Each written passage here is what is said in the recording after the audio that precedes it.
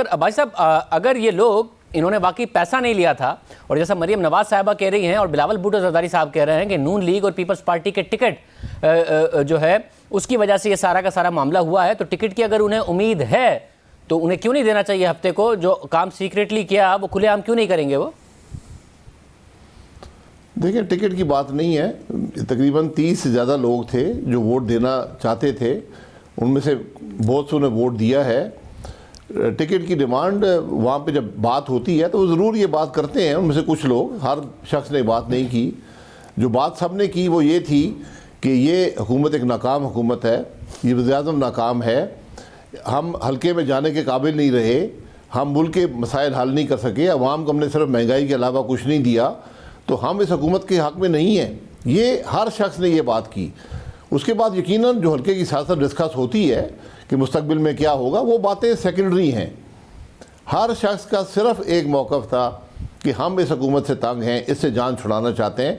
अब बात यह है कि क्या वो सियासी तौर पे इतनी हिम्मत रखते हैं कि वो खड़े होकर उस बात के ख़िलाफ़ वोट देंगे या नहीं देंगे, ये वक्त ही बताएगा। जिस तरह ईमान के 3 दर्जे होते हैं, एक दिल में बुरा समझना, ज़बान से रोकना, हाथ से रोकना, तो उन्होंने दिल में तो बुरा समझा है, कुछ ने ज़बान से भी रोका है। अब क्या हाथ से रोकते हैं नहीं, ये देखी जाएगी। अच्छा, मगर आपने ईमान का जिक्र किया, उसके 3 दर्जे होते हैं, उन दर्जों में कहीं पर भी ये नहीं है कि आप पैसे भी लेंगे। आपकी एक वीडियो भी आएगी यूसुफ गिलानी साहब के बेटे के साथ, फिर एक ऑडियो टेप भी आएगी। ईमान में नहीं है ये। किसी शख्स ने, जिन लोगों से हमने बात की है, किसी शख्स ने पैसे की कोई बात नहीं की और ना ही कोई पैसे दिए गए हैं। अगर कोई वीडियो टेप है उसको आप दे दें इलेक्शन कमीशन को, और जो भी अशखास हैं, अगर उसमें गिलानी साहब के बेटे हैं, वो अपने आप को दिफा करेंगे। हम इन चीज़ों के हक़ में बिल्कुल नहीं हैं और हम कतन किसी शख्स को भी ना हमने कभी पैसे ऑफ़र किए हैं ना दिए हैं। ये अभी सेनेट के इलेक्शन हुए हैं, किसी शख्स से ना हमने पैसा लिया है ना दिया है। मैं बदकिस्मती से दूसरी जमातों के बारे में ये बात नहीं कह सकता, और पीपल्स पार्टी के बारे में भी नहीं कह सकते।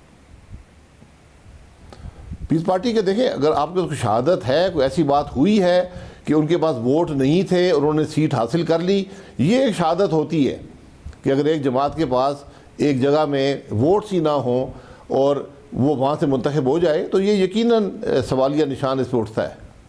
तो वही सवालिया निशान उठ रहा है। उसके साथ हैदर गिलानी साहब की वीडियो आई है, तो आपके ख्याल में तहकीकात बहरहाल होनी चाहिए, इसकी इलेक्शन कमीशन को तहकीकात करनी चाहिए? जी जी बिल्कुल, इलेक्शन कमीशन उसको भी करे, जो भी लोग हैं उनको बुलाए, पूछे कि ये क्या बात आप कर रहे थे। वो वीडियो मैंने भी मीडिया पे देखी है, बहरहाल ज़रूर उसकी तफ्तीश होनी चाहिए।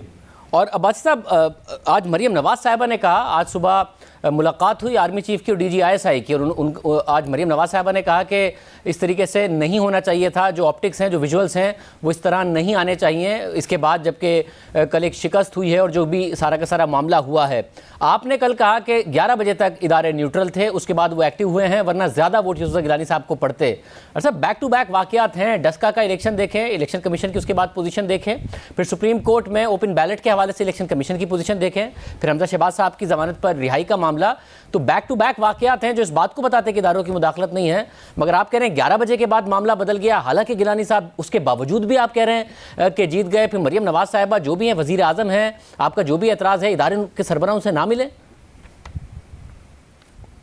देखिए, जो मरियम नवाज साहिबा ने बात की उसके अंदर बड़ा वज़न है कि जब इतना पोलराइज मामला हो कि एक इलेक्शन चोरी हुआ हो डस्का के अंदर, और यहाँ पर भी जो कौमी असम्बली में मामला हुआ कि वज़ीर-ए-आज़म का जो वज़ीर ख़ज़ाना था वो हार गया, तो ऐसे मौके पर यकीनन प्राइम मिनिस्टर की और आर्मी चीफ़ की और DGISI की मुलाकातें होती रहती हैं। उसकी तशहीर ज़रूरी नहीं थी। ये ज़्यादा मुनासिब होता कि उन्होंने जो भी कौमी मामलात पे बात करनी है वो अलहदा बात कर लेते, उसकी तशहीर ना करते। उसकी तशहीर का गलत असर पड़ता है। ये तशहीर करना उनका राइट है, कोई उनसे राइट ले नहीं सकता, लेकिन ये प्रूडेंट पॉलिसी ये होती है कि इनकी तशहीर ऐसे मौके पर ना की जाए कि कोई गलत तासुर पैदा ना हो। क्योंकि तकरीबन 2 हफ्ते पहले ही DG ISPR कह चुके हैं कि हमारा सियासत से कोई ताल्लुक़ नहीं है। तो जब सियासी माहौल के अंदर इतनी गर्मी हो तो ये बहुत से शक और शुबात ये मामलात पैदा करते हैं। इस बात में कोई शुबा नहीं है, हमारे पास बहुत से लोगों ने हमें बताया है कि उन पर दबाव पड़ा उन्होंने बहुत से दबाव कबूल नहीं किया। ये बात मुनासिब नहीं थी। और मैं फिर आप कहेंगे इसका सबूत लें, तो सबूत मेरे पास नहीं है, लेकिन मैं किसी स्पेकुलेशन में नहीं पड़ना चाहता। मैंने अपनी बात कर दी है कि हमें लोगों ने बताया कि उन पर दबाव आया है परसों रात को, ये भी एक हकीकत है। बहरहाल ये मैं हमेशा कहता हूँ, ये मामलात एक ट्रूथ कमीशन पे छोड़ दें। किसी दिन जो लोग ये कर रहे थे वो सब आके खुद बताएंगे हम क्या कर रहे थे, तो वहीं पे तारीख लिखी जाएगी। लेकिन वो इलेक्शन गुजर गया, अब मुस्तकबिल को देखें। हम तो चाहते हैं कि फ़ौज और इदारे मुदाखलत ना करें सियासत में। और इस वक्त अक्सरियत आपके पास है सेनेट में, अगर अपोजिशन का इत्तेहाद हम सारा का सारा मिलाएं, मगर उसके बावजूद अगर संजरानी साहब चेयरमैन सेनेट मुंतखब हो गए, क्योंकि वो भी सीक्रेट बैलेट होगा, तो फिर आप लोग क्या आवाज़ उठा सकेंगे इस बात के ऊपर कि ये गलत हुआ है या फिर पैसा चला है या मुदाखलत हुई, क्योंकि गिलानी साहब के को आप सेलिब्रेट कर रहे हैं? देखिए, वो जो वोट है सेनेट का वो पार्टी लाइंस पे होता है, वो कॉन्फिडेंस का वोट है। ये एक अजीब सा इबाम है कि असेंबली के अंदर जो वोट्स हैं वो सारे ओपन हैं, लेकिन जो चेयरमैन सेनेट का इलेक्शन है वो सीक्रेट ही है। और जो अभी हुकूमत जो कह रही थी कि सेनेटर इलेक्ट होने चाहिए ओपन वोटिंग से, उसमें इसका जिक्र नहीं किया गया कि ये इलेक्शन ओपन होना चाहिए, इसको सीक्रेट ही रखा गया था। ये भी उनकी कोई हिकमत अमली होगी।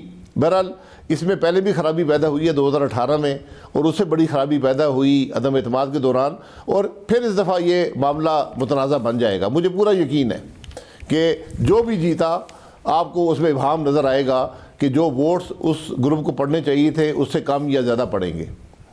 मगर फिर आपके लिए जो एक जीत आर्जी नहीं हो जाएगी अगर वज़ीर आज़म हफ्ते को वोट ऑफ कॉन्फिडेंस ले गए और उसके बाद संजरानी साहब चेयरमैन सेनेट इलेक्ट हो गए, तो हुकूमत वापस एक मजबूत पोजीशन में चली जाएगी?